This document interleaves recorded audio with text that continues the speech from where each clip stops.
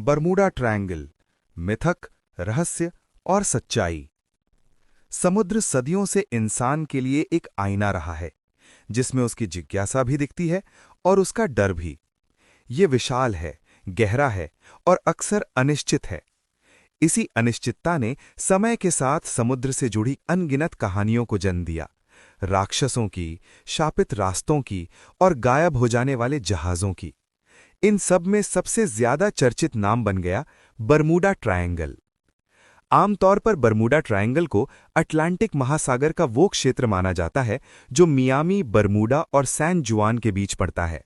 लेकिन सच्चाई ये है कि बरमूडा ट्रायंगल कोई आधिकारिक इलाका नहीं है। ये किसी अंतर्राष्ट्रीय समुद्री नक्शे पर दर्ज नहीं है। इसकी कोई तय सीमा नहीं है और समुद्री कानून में इसका कोई अलग दर्जा नहीं है। पायलटों और जहाज़ों के लिए यहां कोई विशेष चेतावनी भी जारी नहीं की जाती।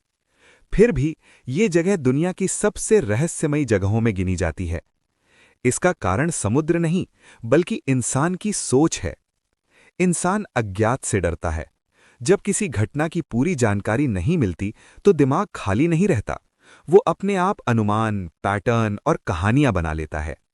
अगर एक बड़े समुद्र में अलग अलग समय पर कुछ जहाज गायब हो जाएं, तो इंसान उन्हें जोड़कर एक ही कारण खोजने लगता है। रैंडम घटनाएं असहज लगती हैं, लेकिन रहस्य जानबूझकर किया गया लगता है। समुद्र इस सोच को और मजबूत करता है।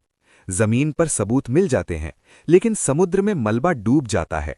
धाराएं उसे दूर बहा ले जाती हैं और तूफान निशान मिटा देते हैं। जब जवाब सामने नहीं आता तो अनुमान उसकी जगह ले लेते हैं। इतिहास में शायद ही कोई ऐसी अनजानी घटना रही हो जिसे इंसान ने अलौकिक नाम न दिया हो। जो समझ में नहीं आया वो रहस्य बन गया, जो डरावना लगा वो शापित कहलाया। बरमूडा ट्रायंगल इसी प्रक्रिया का सबसे बड़ा उदाहरण है। अलग अलग समय, अलग अलग हालात और अलग अलग वजहों से हुई दुर्घटनाओं को बाद में एक ही कहानी में जोड़ दिया गया। जिन घटनाओं के कारण समझ में आ गए उन्हें भुला दिया गया, और जो अधूरी रहीं वही याद रखी गई। दिलचस्प बात यह है कि इंसान सामान्य घटनाओं को जल्दी भूल जाता है। हजारों जहाज सुरक्षित पहुंचते हैं, कोई याद नहीं रखता। लेकिन एक जहाज गायब हो जाए तो वही कहानी बन जाती है। ये धोखा नहीं है, ये मनोविज्ञान है।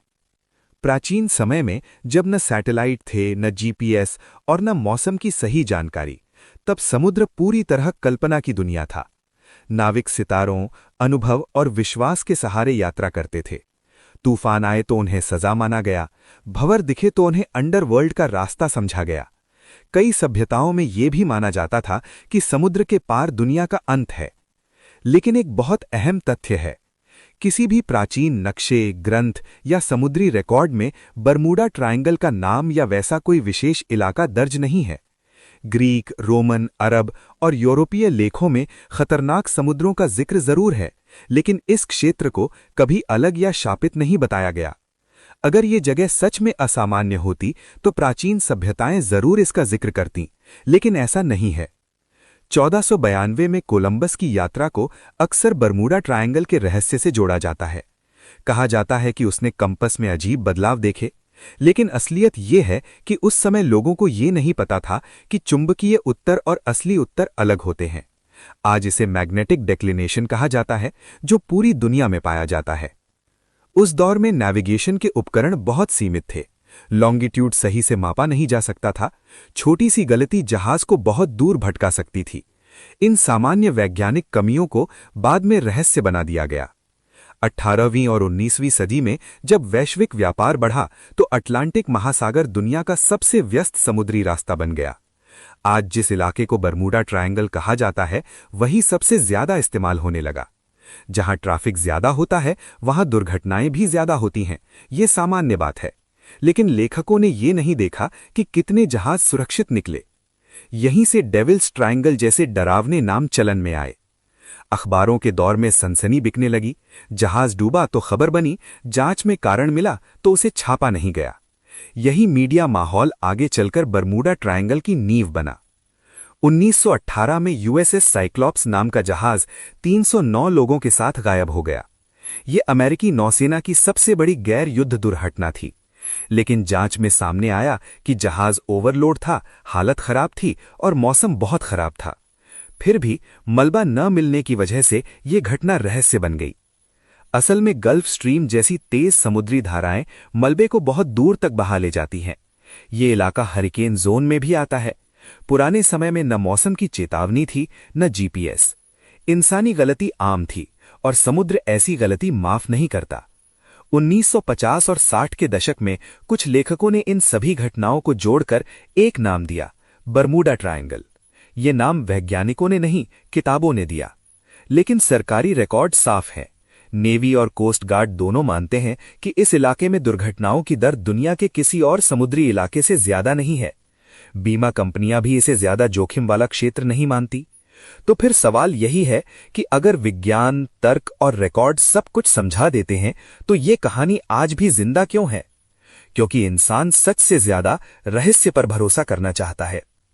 अगर विज्ञान, मौसम, नेविगेशन और सरकारी रिकॉर्ड बरमूडा ट्रायंगल की ज्यादातर घटनाओं को समझा देते हैं तो फिर ये रहस्य आज भी जिंदा क्यों है?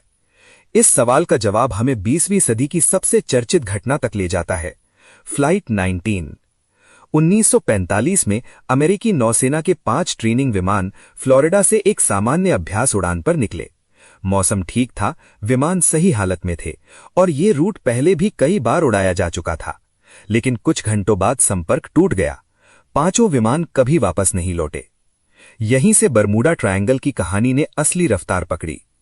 लोकप्रिय कहानियों में कहा गया कि पायलटों के कंपस खराब हो गए, समुद्र अजीब दिखने लगा और आसमान में कोई अनजानी शक्ति सक्रिय हो गई।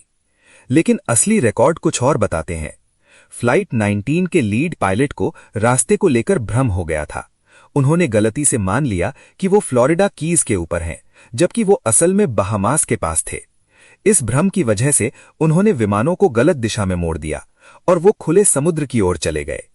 रेडियो रिकॉर्ड से साफ पता चलता है कि यह नेविगेशन एरर था, न कि कोई रहस्यमयी घटना। ईंधन धीरे धीरे खत्म हुआ, मौसम बिगड़ा और अंत में विमान समुद्र में गिर गए। लेकिन कहानी यहीं नहीं रुकी। जब इन विमानों को खोजने के लिए एक रेस्क्यू प्लेन भेजा गया तो वो भी रास्ते में नष्ट हो गया।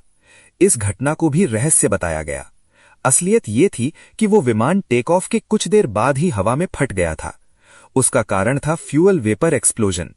इसकी पुष्टि गवाहों और रिकॉर्ड दोनों से होती है। फिर भी फ्लाइट 19 को असमझी हुई घटना के रूप में पेश किया गया। 1960 और 70 के दशक में जब यूएफओ और एलियन कहानियां पॉपुलर होने लगीं तो बरमूडा ट्रायंगल को भी उनमें जोड़ दिया गया।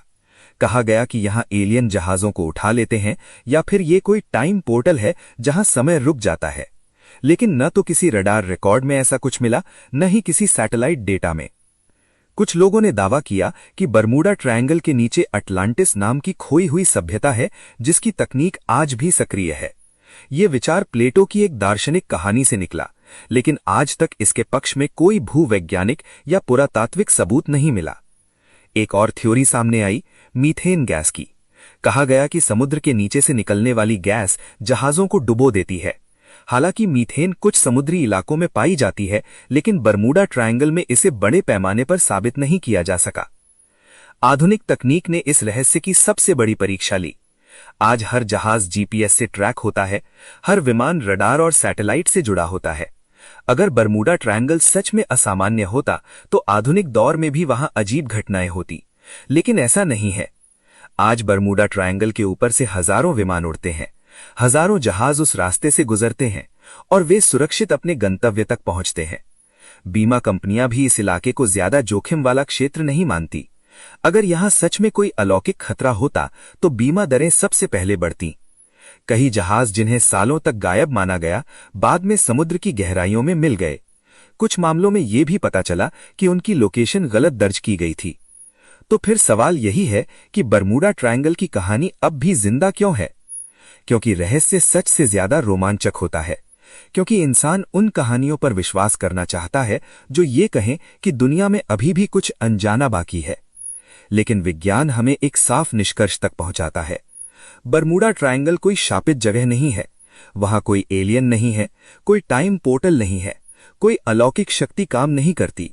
जो है वो है खराब मौसम, तेज समुद्री धाराएं, पुरानी नेविगेशन तकनीक और इंसानी भूल। असली रहस्य समुद्र में नहीं है, असली रहस्य हमारे विश्वास में है। बरमूडा ट्रायंगल हमें ये सिखाता है कि हर कहानी सच नहीं होती और हर रहस्य अलौकिक नहीं होता। कभी कभी सबसे बड़ी सच्चाई यही होती है कि हमने कहानी को सच से बड़ा बना दिया।